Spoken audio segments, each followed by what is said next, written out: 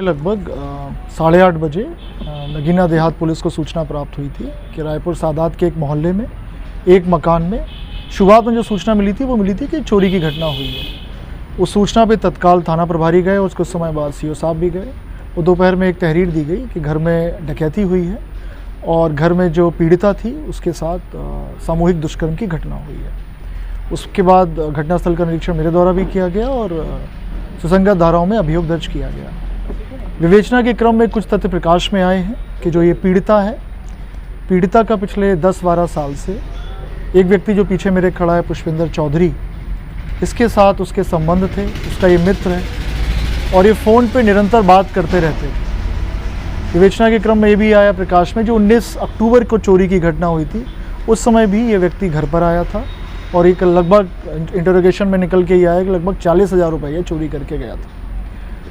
14 तारीख की शाम को लगभग 5:51 पे पीड़िता ने इसको पुष्पिंदर चौधरी को घर पे बुलाया, क्योंकि पीड़िता के परिजन धामपुर गए थे एक फंक्शन के लिए।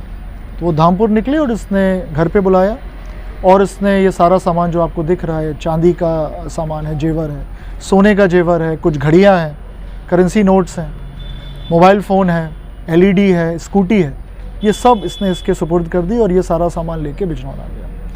विवेचना में ये भी आया है, तथ्य प्रकाश में आए हैं कि इसके ऊपर कर्जा है काफ़ी, उसको चुकाने के लिए इसने घटना पीड़िता के साथ मिल के ये की। विवेचना के क्रम में तथ्य में ये भी आया प्रकाश में कि जो चोट पीड़िता को आई है वो उसने स्वयं की है, इसके साथ मिल के की है। अभी तक की विवेचना में दुष्कर्म की कोई बात की पुष्टि नहीं हुई है, प्राइवेट पार्ट्स में कोई इंजरी नहीं है और जो भी तथ्य प्रकाश में इनको हम लोग फर्दर कंक्लूजन पर लेकर जाएंगे और साइंटिफिक इन्वेस्टिगेशन करके शीघ्र चार्जशीट लगाएंगे और माननीय न्यायालय में पैरवी करके इनको कड़ी से कड़ी सजा दिलवाएंगे। Thank you. कोई सवाल आपको अगर पूछना है? कहाँ का रहने वाला सर? ये कीरतपुर थाने का रहने वाला, लेकिन फिलहाल ये बिजनौर में रहता है। करता क्या है सर?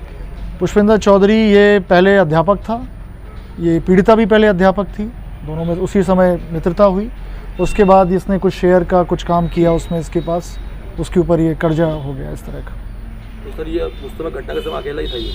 अभी तक तो यही प्रकाश में आया कि अकेला था, लेकिन इसके साथ अगर कोई और भी था तो उसकी हम लोग इन्वेस्टिगेशन कर रहे हैं। लेकिन फिलहाल इसने यही बताया कि अकेला गया था, लेकिन हम हर चीज़ को बिल्कुल गहनता से विवेचना कर रहे हैं। तो सर ये पुलिस वहाँ तक पहुँची इस तक, तो इसके लिए क्या रास्ता बना, मतलब क्या साधन बना, कौन सा रास्ता बना इससे जो इस तक? इंटरोगेशन हम लोग करते हैं। हम लोगों ने क्राइम सीन है, अगर आपने भी देखा होगा कि शाम को 7 बजे कोई छत के रास्ते से कूद के इस तरह की घटना कर दे, जनरली नहीं होती है, अमूमन नहीं होती। इसलिए हम लोग भी इसको थोड़ा, जैसे आपने बताया मीडिया में चला भी है, कि हम लोग थोड़ा अलग दृष्टि से इसको देख रहे थे, हर एंगल से इसको देख रहे थे, कहीं कुछ, क्योंकि सटीक सूचना देना कि हम लोग परिजन को ने कहा था कि 10 बजे रात तक हम लोग लौट आएंगे और परिजन लगभग 5:30-6 बजे गए हैं, तो 4 घंटे की ये जो सटीक सूचना है वो वही कर सकता है जो परिचित हो या घर का इंसाइडर हो। तो बाहर का हम लोगों ने इसलिए उसको कर दिया था कि बाहरी कोई घटना ये कर नहीं सकता। ज़रूर किसी ने इसकी मुखबरी की है या फिर घर से कोई इन्फॉर्मेशन लीक हुई, उसके बाद ये घटना हुई है। तो पूछताछ में इसने कुछ नहीं बताया कि इसके साथ कोई था नहीं था? पूछताछ अब कर रहे हैं, आपके सामने है। मतलब अब कल शाम को मुकदमा लिखा गया, अब 24 घंटे में ये सब पूरी रिकवरी आपके सामने है। और भी हाँ, महिला को इसने अपने ID पर सिम दे रखा था, जिससे वो इससे बात करती थी। सर उसमें इस संबंध में जो इनकी अरेस्टिंग हुई है, क्या इस संबंध में जो इनके साथ थी महिला, उसके विषय में भी कोई विधिक कार्रवाई की? बिल्कुल विधिक कार्रवाई की, जो भी इस घटना में शामिल हैं, कॉन्स्पिरेसी में, प्लानिंग में, उन सब पे कार्रवाई की जाएगी। ठीक, धन्यवाद। और कोई सवाल?